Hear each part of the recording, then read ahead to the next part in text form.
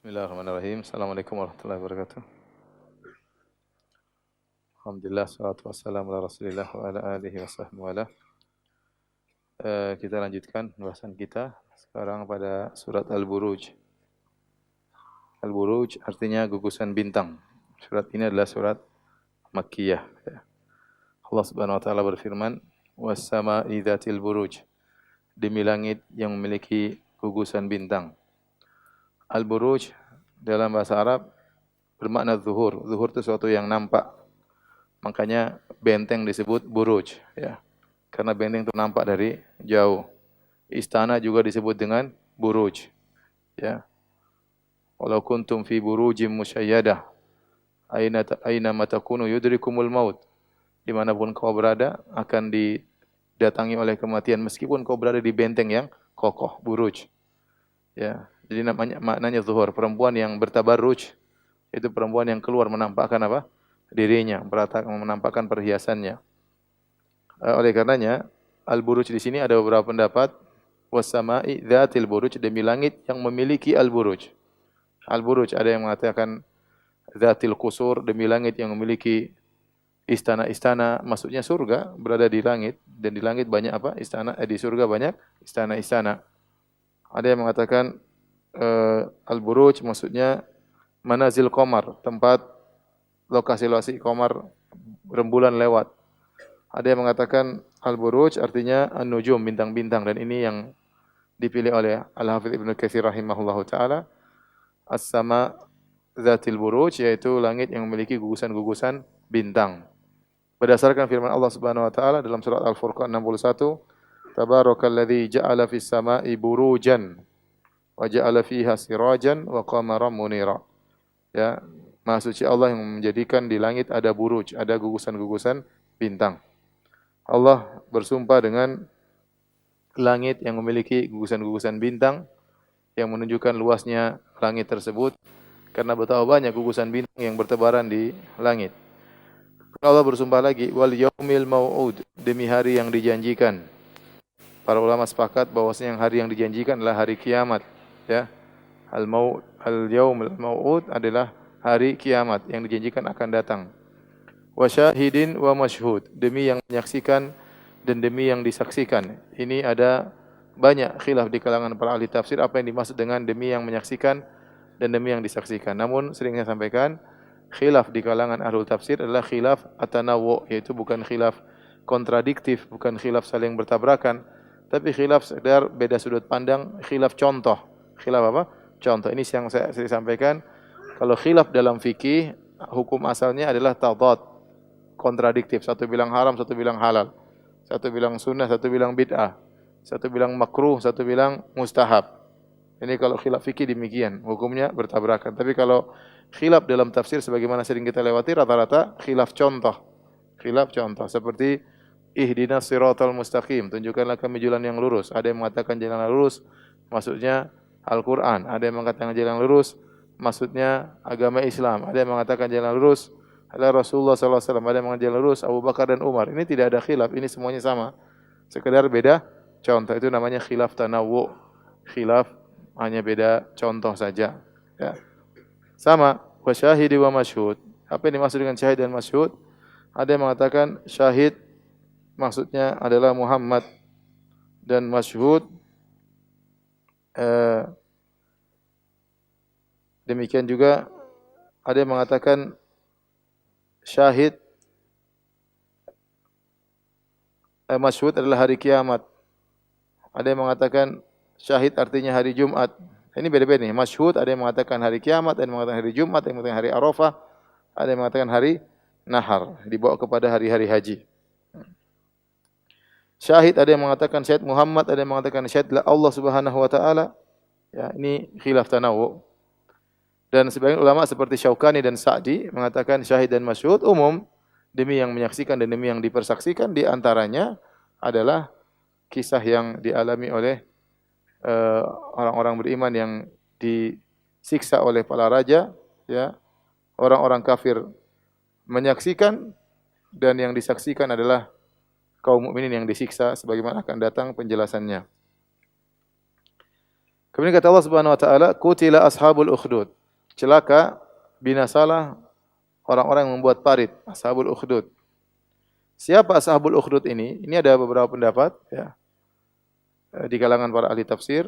Yang pertama, pendapat disampaikan oleh Imam Tabari dalam tafsirnya dari Ali bin Abi Thalib radhiyallahu anhu, ashabul ukhdud artinya orang-orang yang menggali parit untuk menyiksa kaum mukminin.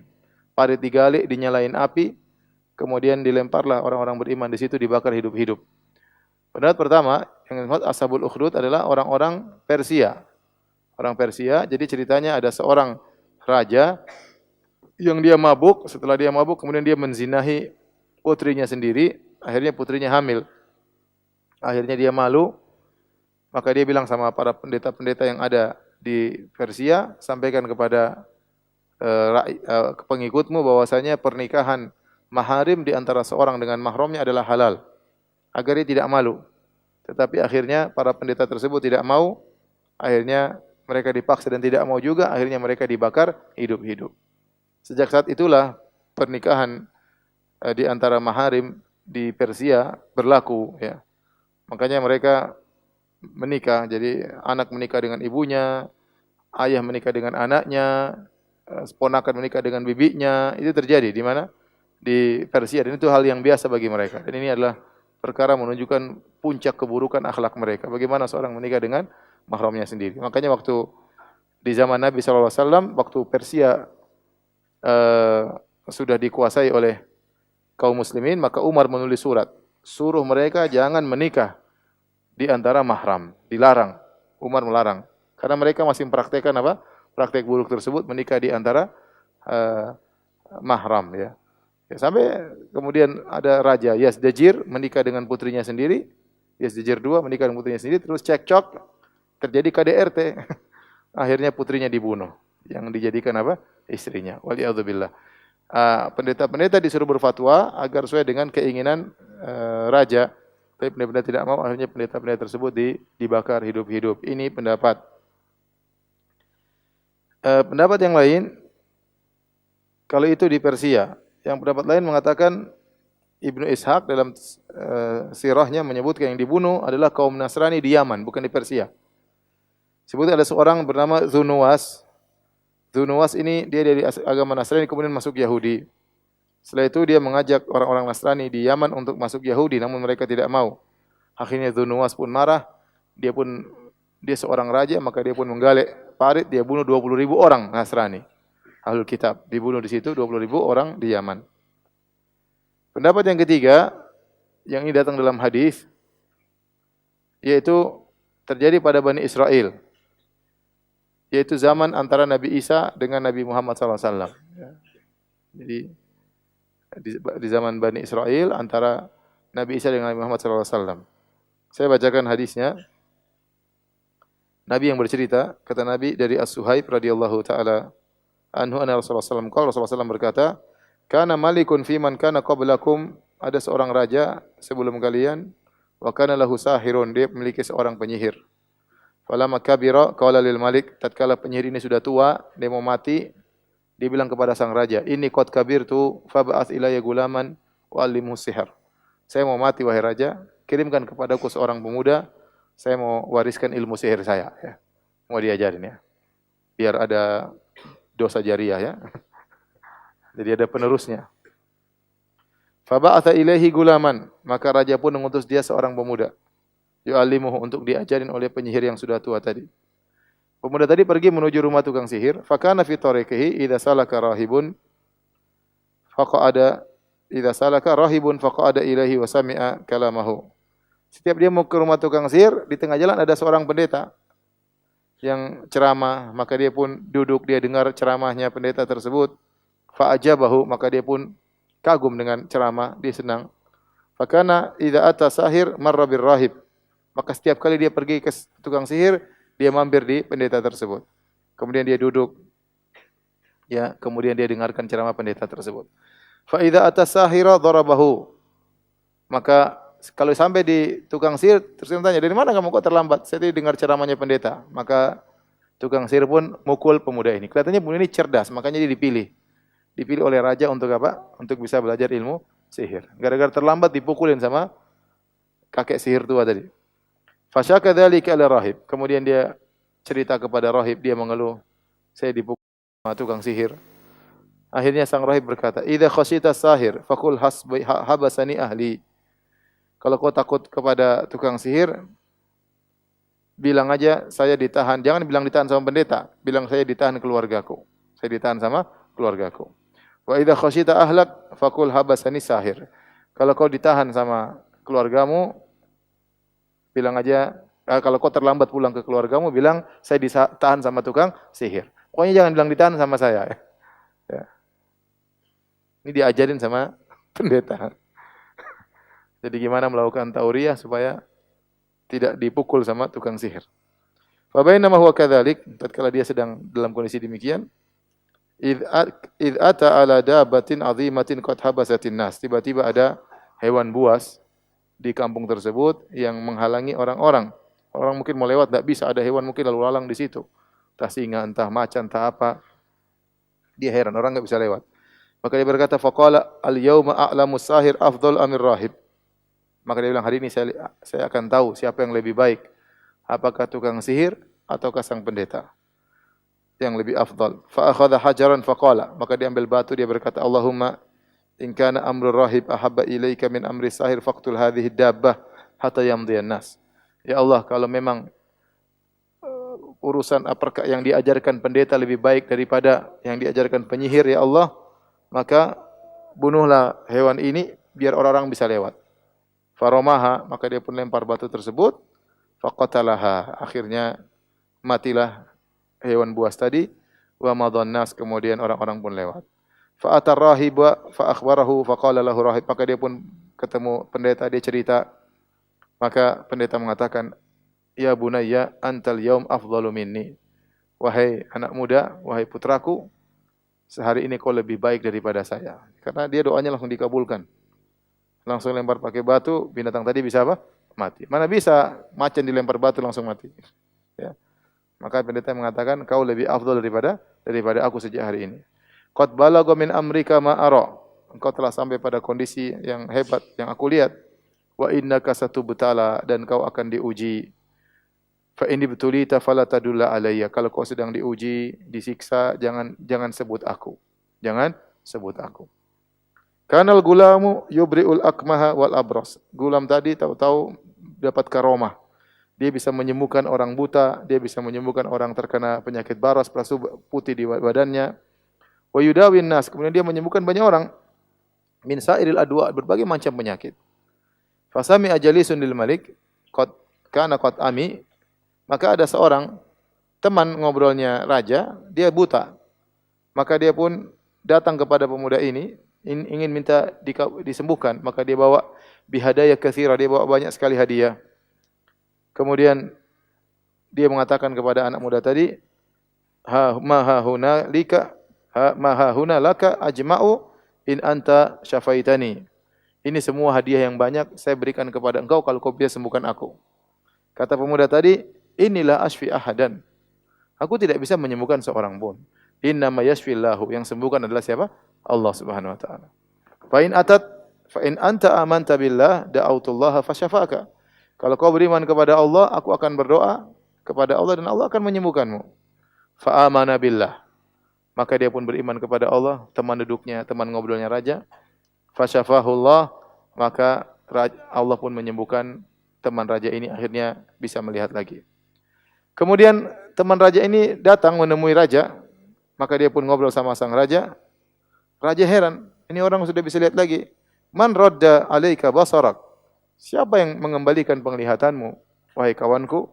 Kata kawan raja ini, Rabbi, Robku, Tuhanku. Qala walaka rabbun ghairi? Apakah kau punya Tuhan yang lain selain aku? Kata temannya, Rabbi wa rabbukallah. Tuhanku dan Tuhanmu yaitu Allah Subhanahu wa taala. Itulah Tuhanku. Fa akhadahu falam yazal yu'adzibuhu. Maka raja pun marah. Raja pun ambil kawannya tersebut, diadab, disiksa oleh sang raja. Akhirnya sang raja nyiksa ini orang, akhirnya orang tersebut ngaku. Dia pun menunjukkan saja kepada anak muda tadi. Faji abil gulam. Siapa yang bikin kamu sembuh? Akhirnya anak muda. Kata raja, datangkan anak muda tadi. Anak muda pun datang. Faqalahul malik, maka raja berkata, wahai putraku, qad balagha min sihri kama tubri'ul akma. Kau sudah jago sihir sekarang. Kau bisa menyembuhkan orang buta, bisa menyembuhkan orang baros, dan kau bisa begini, bisa begini. Ya. Kau sudah jago sihir sekarang. Faqala inni la asfi ahadan inama yashfillah. Anak muda tadi komentar, ya raja, saya bukan penyihir. Dan saya tidak bisa menyembuhkan siapapun. Yang menyembuhkan hanyalah Allah. Maka anak muda tadi disiksa, mungkin dipukul, diapain, sampai dalla ala rahib, sampai akhirnya dia tunjukkan yang ngajar saya adalah pendeta. Padahal pendeta udah bilang, jangan bilang kalau tapi mungkin sudah terlalu sakit. Akhirnya tunjukkan pendeta. Faji abir rahib, kata raja, datangkan pendeta itu ke sini. Pendeta pun didatangkan. Kemudian dikatakan kepada sang pendeta, irji andinik, keluarlah dari agamamu. Fa'aba, dia tidak mau. Fada abil minsyar, kata raja, datangkan gergaji. Fadhu al minsyar fi mafriqi ra'sihi, fasyaku hatta waqa shiqahu. Kemudian dia belah dari atas sampai bawah. Pendeta tadi. Subhanallah. Thumma ja'a bi jalisil malik. Kemudian kawannya dipanggil. Sini kau. Ini pendeta sudah saya belah dua. Ya. Tinggalkanlah agamamu. Saya enggak mau.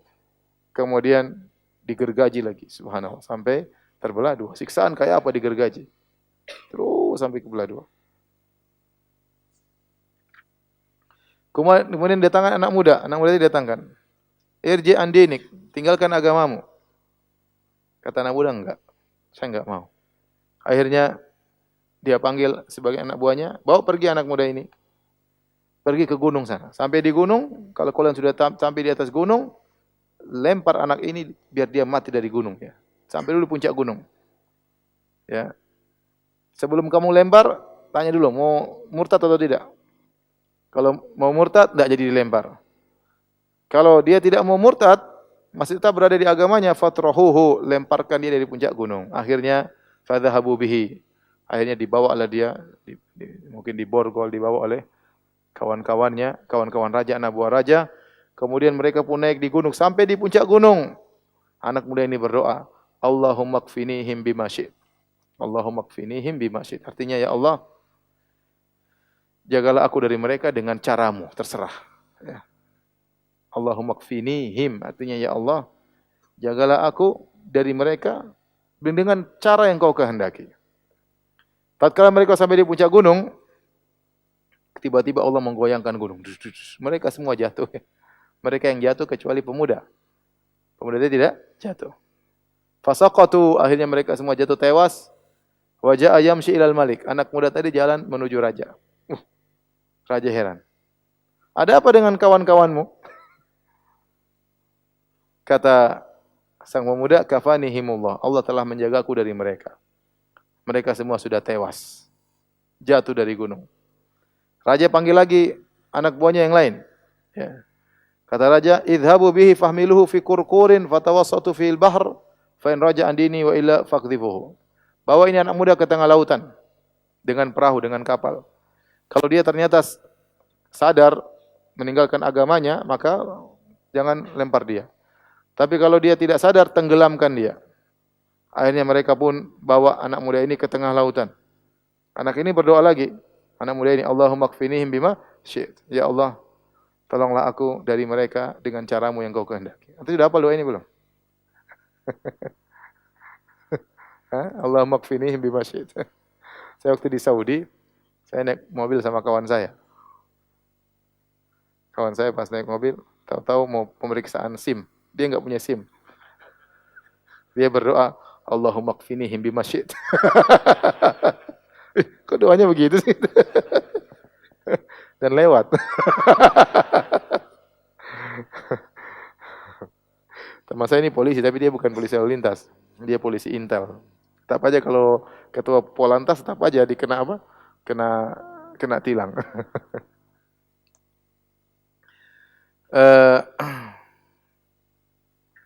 Kemudian akhirnya dia berdoa sampai di tengah lautan, akhirnya kapal kebalik, mereka semua mati.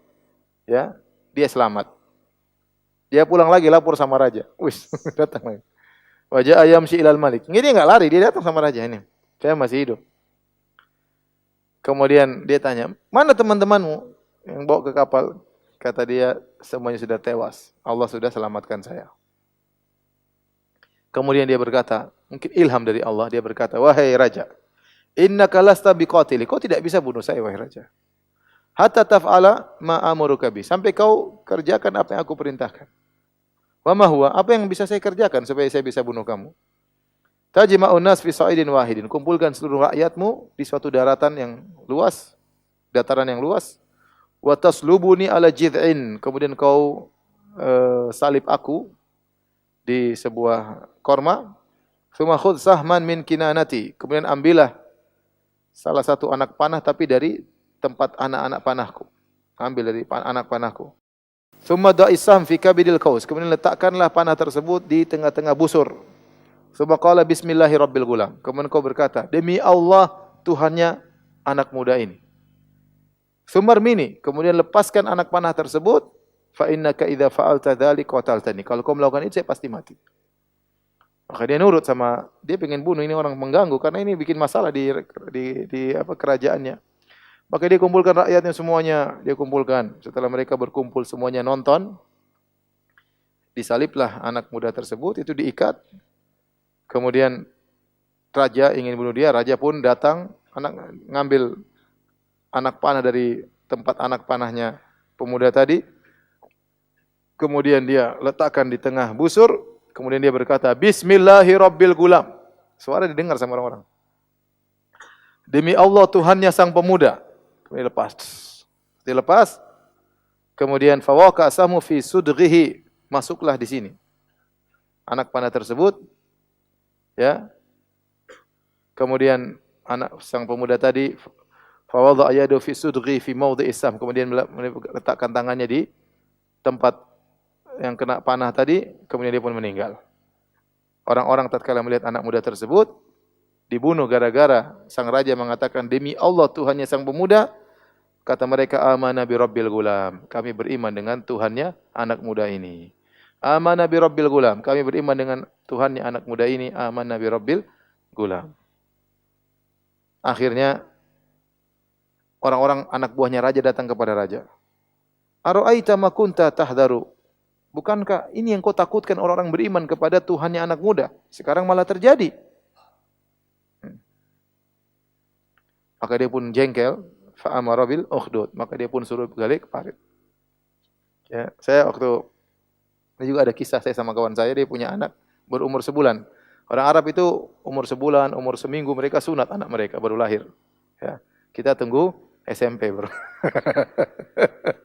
Kalau mereka masih 7 hari, 3 hari mereka sunat ya. Ada kawan saya sudah sebulan baru disunat. Saya ngantar dia, kita pergi ke rumah sakit. Yang sunat mantri ya.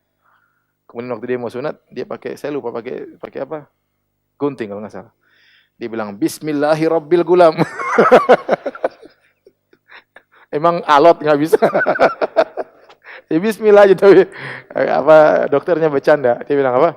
Bismillahirabbil gulam. Kalau bismillahirabbil gulam itu kan kisah ini, kisah apa enggak mati-mati, alot makanya bismillahirabbil gulam. Ini mau sunat aja bilang bismillahirabbil gulam. Candaannya orang Arab. Tapi candanya pakai hadis ya.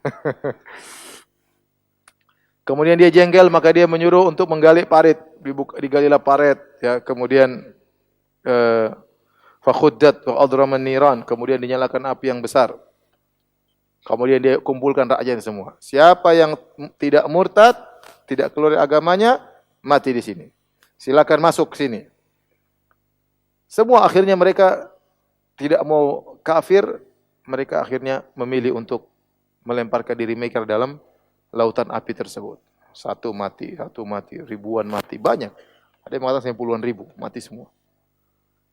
Hatta fafa'alu hatta ja'at imra'atun wa ma'aha sabiyun. Tiba-tiba ada seorang ibu membawa anaknya. Fataqa'asat, ibu-ibu ini kayaknya ragu, mungkin dia kasihan sama anaknya, gimana membakar, enggak tega. Kemudian ya dia takut anaknya jatuh di situ. Kemudian tiba-tiba sang anak berkata, "Ya ummi isbiri." Wahai ibuku, bersabarlah. Fa innaki 'alal haqqi. Sungguhnya engkau berada di atas kebenaran. Ini masih kecil tapi bisa ngomong ya. akhirnya mati semuanya. Inilah disebutkan oleh sebagian ahli tafsir, inilah maksudnya dalam ayat ini, qutila ashabul ukhdud. Celakalah para penggali parit, itu raja dan anak buahnya.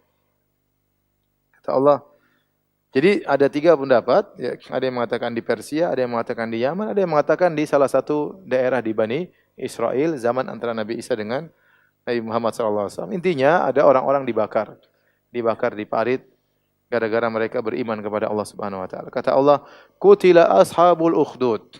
Binasalah orang-orang yang menggali parit. Apa sifat parit tersebut? An-nari dzatil waqud. Yang di parit tersebut isinya api, ya, dinyalakan dengan kayu bakar. Dinyalakan dengan kayu bakar. Idhum 'alaiha qu'ud. Kemudian mereka pun duduk di atas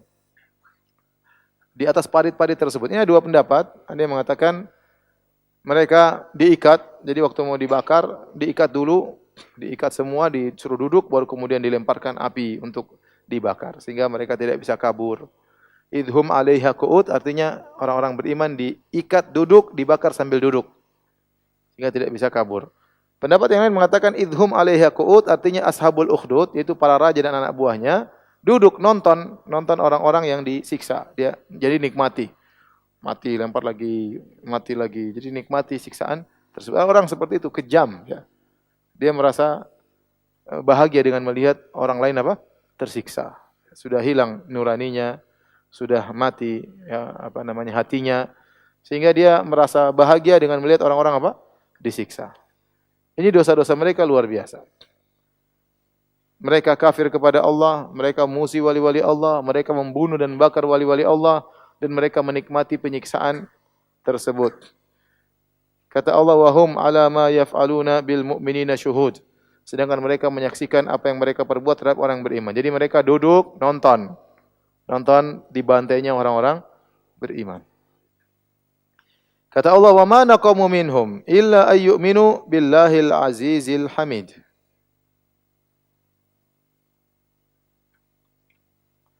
Dan tidaklah mereka menyiksa orang beriman kecuali karena orang-orang beriman itu beriman kepada Allah yang Maha Perkasa lagi Maha Terpuji.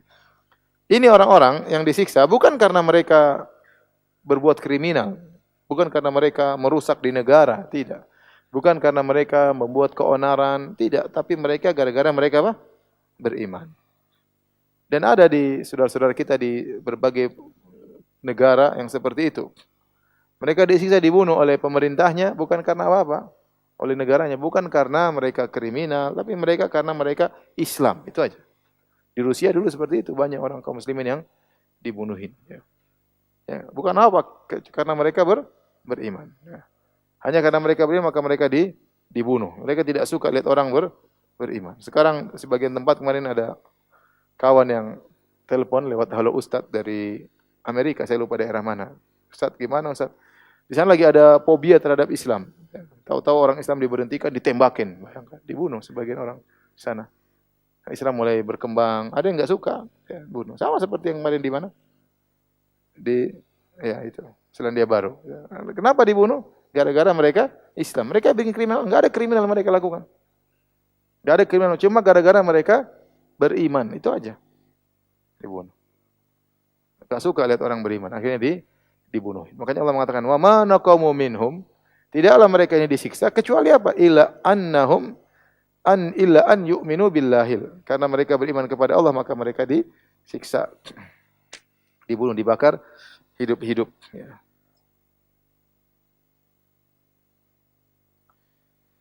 Demikian juga yang terjadi pada ini sunnatullah, ya, sunnatullah, ya. Banyak orang dimusuhi gara-gara menjalankan syariat Islam. Coba wanita berjilbab diejek. Wanita bercadar diejek. Apa masih tidak ganggu? Ente diganggu sama dia? Kan enggak. Hanya pakai cadar diganggu-ganggu, dihina-hina. Hanya celana cingkrang, kita celana cingkrang mengganggu orang enggak? Kenapa kita diganggu? Apa masalahnya? Ya, kecuali anak ganggu ente, bolehlah ente ganggu anak. Anak enggak ganggu ente, anak pengin ke masjid aja, pengin cingkrangan, terus anak dihina. Ya, ada perempuan bercadar kemudian dihina, ya, panggil ninja lah. Ya, kadang diajak karate. Jadi kecuali kalau, jadi kenapa gara-gara Islam kemudian diganggu, di apa namanya? Seperti kisah Nabi Lut. Kisah Nabi Lut waktu Nabi Lut memperingatkan mereka jangan berbuat homoseksual, itu perbuatan mungkar. Maka ya mereka mengatakan usir Nabi Lut dan pengikutnya, innahum unasun yatatahharun. Mereka hanyalah kaum yang sok suci. Sok apa? Sok suci. Jadi orang-orang kafir ingin kita kafir seperti mereka. Orang pelaku maksiat kita ingin kita pelaku maksiat seperti mereka. Orang liberal ingin kita liberal seperti apa? Seperti mereka. Kata Allah, "Alladzi lahu mulkus samawati wal ardi wallahu ala kulli syai'in qadir." Syai'in syahid. Tidaklah mereka disiksa kecuali karena mereka beriman kepada Allah yang milik Allah segala kerajaan langit dan bumi dan Allah Maha menyaksikan atas segala sesuatu. Apa yang mereka lakukan itu tidak luput dari persaksian Allah, tidak luput dari pandangan Allah. Semuanya akan dimintai pertanggungjawaban. Jadi ini dalil bahwasanya juga ya tidak mesti kezaliman itu dibalas di dunia, tidak mesti. Terkadang kezaliman dibalas di mana? Akhirat. Ini mereka bunuh orang-orang beriman, dibunuh selesai. Tapi orang beriman ini masuk surga. Yang mendolimi Allah tidak lalai. Allah bilang syahid, Allah saksikan. Ya, bisa jadi kezaliman terjadi, ya. Kemudian tidak hilang kezaliman.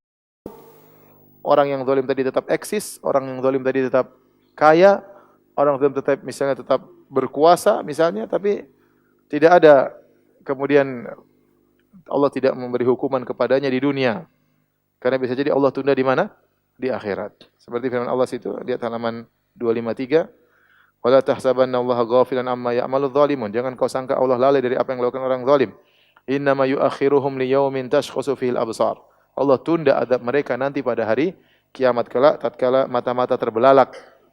Ya, ketakutan pada hari tersebut. Setelah itu Allah berfirman, "Innal ladzina fatanul mu'minina wal mu'minati tsumma lam yatubu." Sungguhnya orang-orang yang telah membakar kaum mukmin kaum mukminat kemudian mereka tidak bertobat, falahum adzabu jahannam wa lahum adzabul harik. Bagi mereka azab yang neraka jahanam, azab membakar. Di sini ayat menunjukkan luasnya rahmat Allah.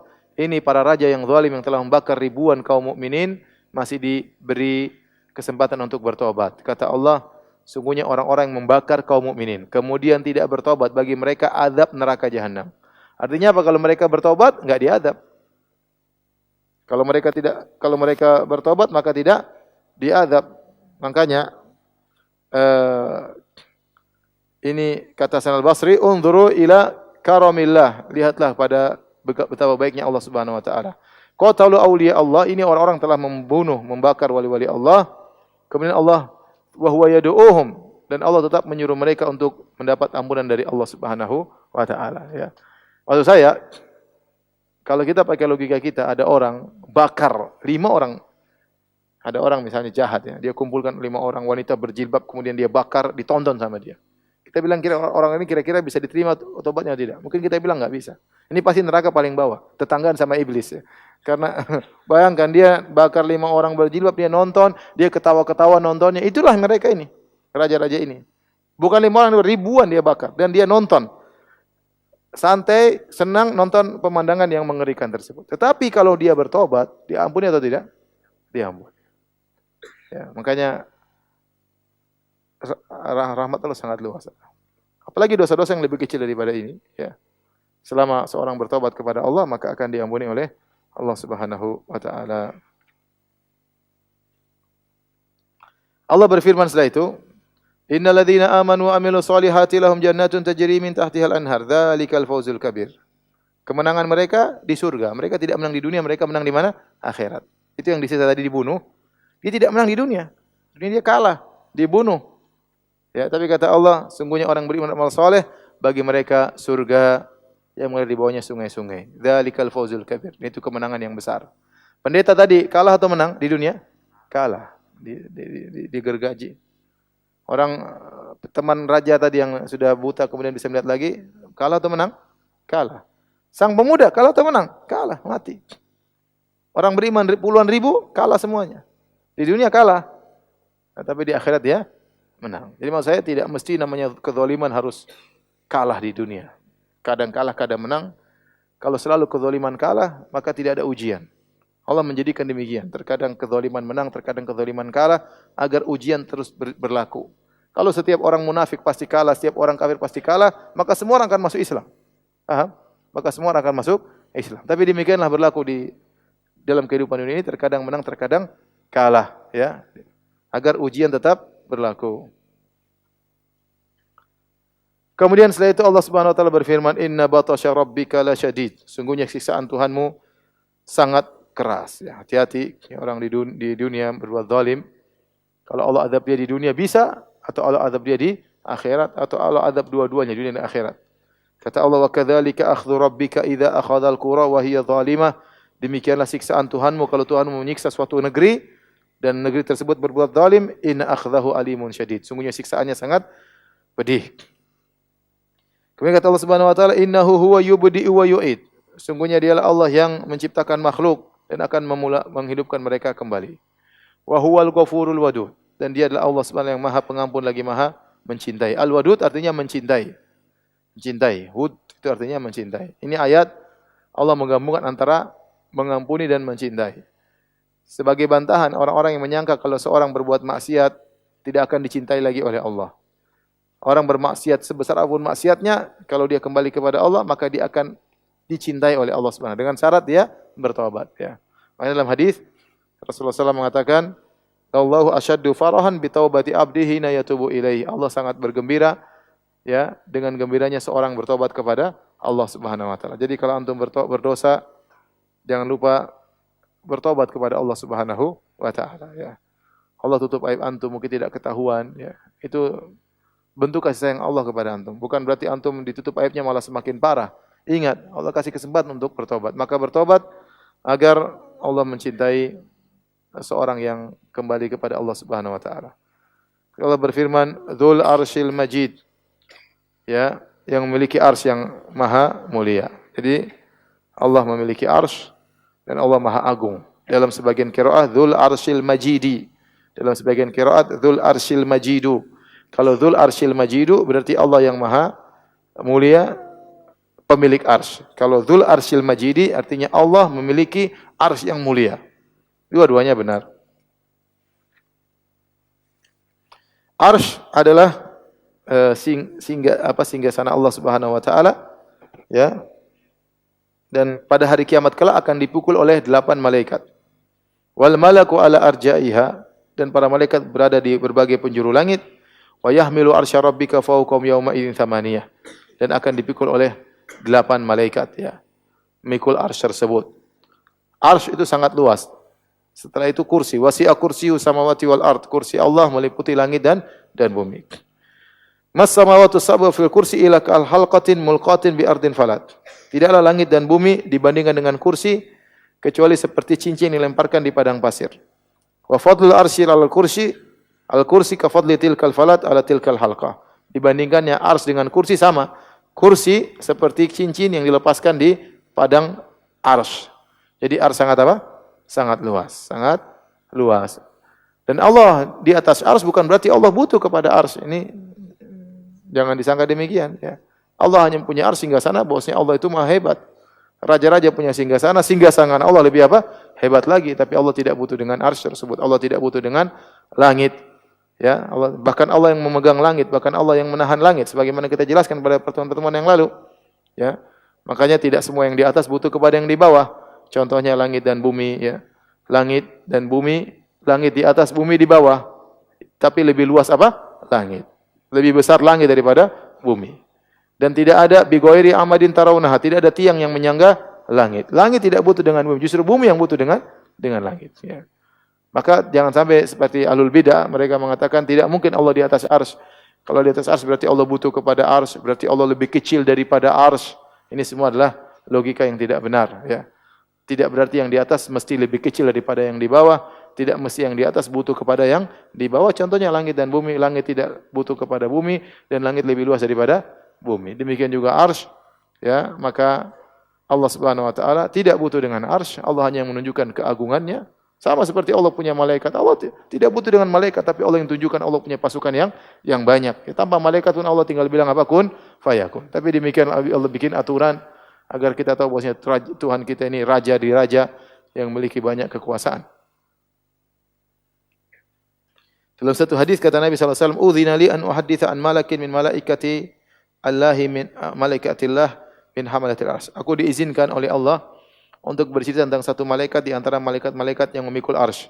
Inna ma baina syahmati udhuni ila atiki masiratu 700 amin. Kata Nabi, saya diizinkan menceritakan tentang malaikat pemikul arsy antara telinganya sampai pundaknya jaraknya sejauh 700 tahun perjalanan ya. Dari telinga sampai mana?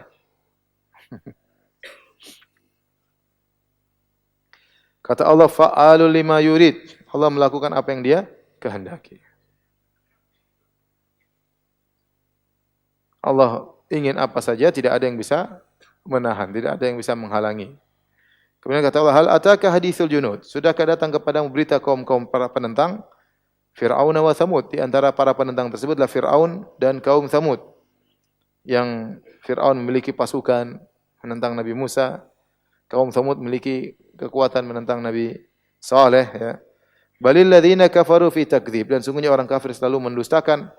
Wallahu mi waraihim muhit. Padahal Allah mengepung mereka dari belakang mereka. Ya. Mereka mendustakan Allah terus, tapi suatu saat Allah akan menyiksa mereka. Bal huwa Qur'anum majid. Bahkan yang dustakan mereka itulah Al-Quran yang mulia. Yang mereka dustakan apa? Al-Quran. Yang majid, yaitu mulia dan memiliki kandungan yang sangat luas. Kata Allah, fi lauhim mahfuz. Yang Al-Quran tersebut tersimpan di lauh mahfuz. Tapi demikian saja kajian kita. Subhanakallah bihamdik. Asyhadu an la ilaha illa anta astaghfiruka wa atubu ilaik. Assalamualaikum warahmatullahi wabarakatuh.